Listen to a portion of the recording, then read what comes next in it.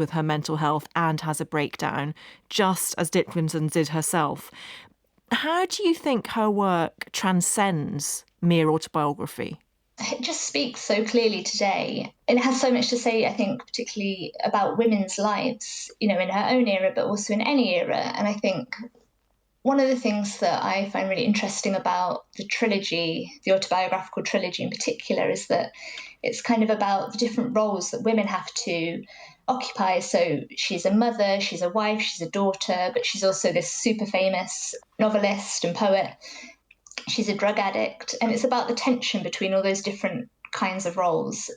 And then the other thing I think that is so great about her is just her voice. It's so honest and she really holds nothing back. And I think that's what's kind of really speaking to readers today. She's very fearless in the way she writes.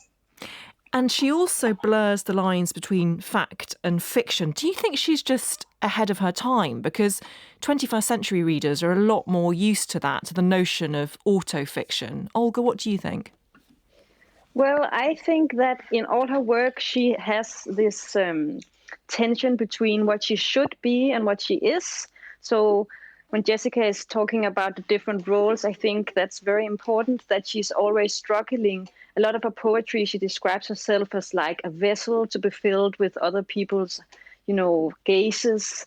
And I think that from the generation that she's a part of, you can't escape blurring life and fiction because the way you're presented into society is kind of a role you're playing. And of course, it becomes to a Dickinson's subject matter.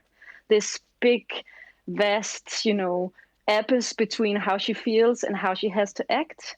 And I think that's